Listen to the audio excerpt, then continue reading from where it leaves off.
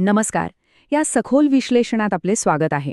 आज आपण वर्ग समीकरणांच्या 2 शाब्दिक उदाहरणांचे अतिशय तार्किक आणि गणितीय पद्धतीने विश्लेषण करणार आहोत.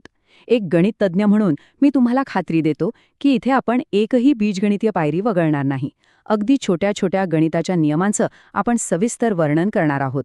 चला तर मग थेट विषयात शिरूया. आजच्या आपल्या या विश्लेषणाची रूपरेषा अगदी स्पष्ट आहे. आपण आधी शब्दांचे समीकरणात रूपांतर करू, मग प्रगतीच्या वयाचे उदाहरण सोडवू, त्यानंतर एका क्रमवार संख्यांच्या उदाहरणाकडे वळू आणि शेवटी या सर्व गणितांची पडताळणी करू. इथे आपण पाहू शकता की हे आपलं मूळ स्रोत आहे. ही तीच परीक्षेच्या धर्तीवरील उत्तरे आहेत जी आपण आता ओळीनुसार आणि अतिशय सूक्ष्मपणे उलगडणार आहोत. या गणितातील प्रत्येक छोट्या बदलामागचं नेमकं कारण आपण आता समजून घेणार आहोत. चला तर मग पहिल्या आणि अत्यंत महत्त्वाच्या टप्प्यापासून सुरुवात करूया, शब्दांचे बीजगणितात रूपांतर. सर्वात आधी आपल्याला प्रगतीच्या वयाबद्दलच्या या शाब्दिक माहितीला गणिताच्या भाषेत म्हणजेच गणितीय चलांमध्ये तर्कशुद्धपणे बदलायचं आहे. हे अगदी सोपं आहे बघा. समजा तिचे आजचे वय आपण x मानले. मग साहजिकच 2 वर्षांपूर्वी तिचे वय x-2 असेल आणि आजपासून 3 वर्षांनंतर ते वय x+3 होईल.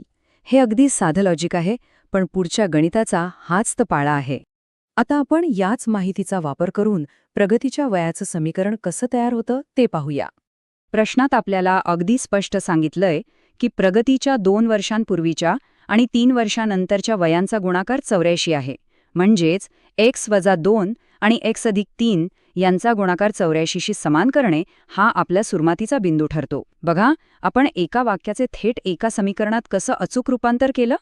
जसं मी आधीच म्हणालो होतो, इथे आपण एकही पायरी गाळणार नाही.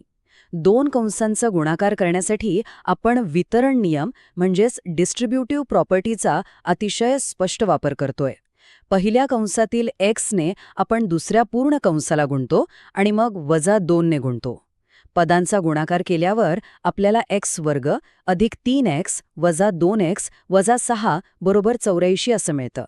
त्यानंतर समान पदांची म्हणजे 3x आणि वजा 2x ची वजाबाकी केल्यावर आपल्याला x² अधिक x वजा 6 बरोबर 84 ही बहुपदी मिळते. अगदी साध्या सोप्या पायऱ्या आहेत या. आता पुढची पायरी अगदी सोपी पण महत्वाची आहे. समीकरणाची उजवी बाजू 0 करण्यासाठी आपण दोन्ही बाजूंनी 84 वजा करतो. म्हणजेच 84 डावीकडे आल्यावर ते वजा होतात आणि -6 वजा 84 मिळून -90 होतात. यामुळे आपलं समीकरण बनतं x² अधिक x वजा 90 बरोबर 0. आता हे समीकरण वर्गसमीकरणाच्या एका प्रमाणित आणि परिपूर्ण रूपात आलं आहे. आता वळूया या समीकरणाचे अवयव पाडून त्याची मुळे शोधण्याकडे.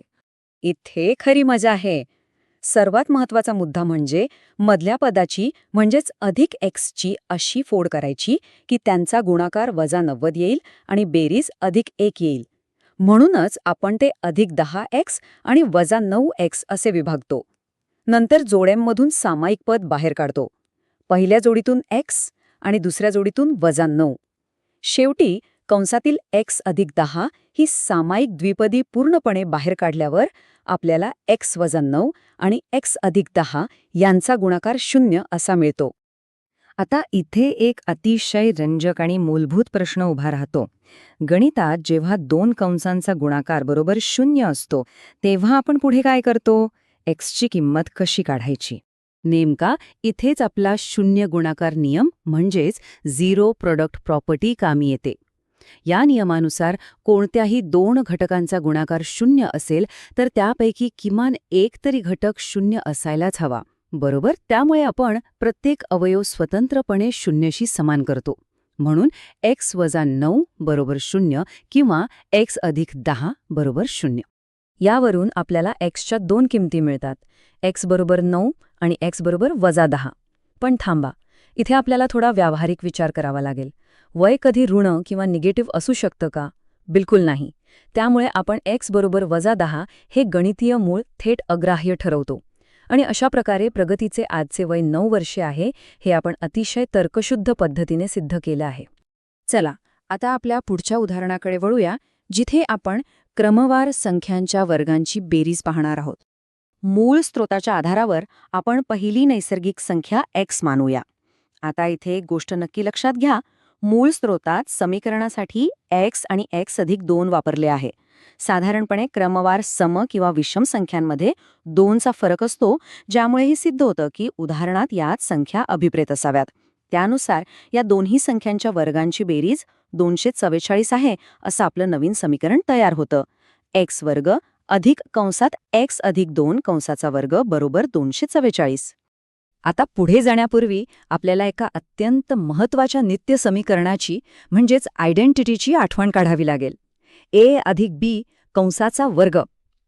कारण कंसाचा म्हणजेच x+2चा वर्ग सोडवण्यासाठी आपल्याला या सूत्राचीच गरज लागणार आहे.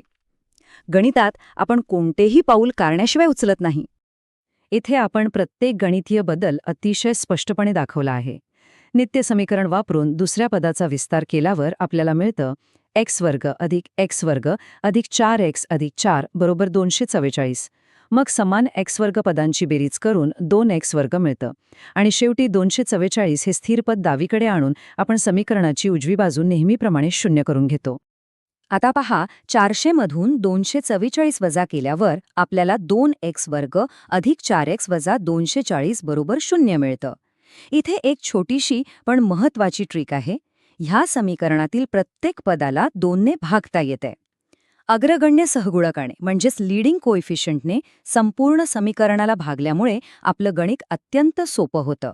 आता आपल्याकडे x वर्ग अधिक 2x वजा 120 बरोबर 0 हे एकदम सोपं आणि प्रमाणित वर्ग समीकरण आलं आहे.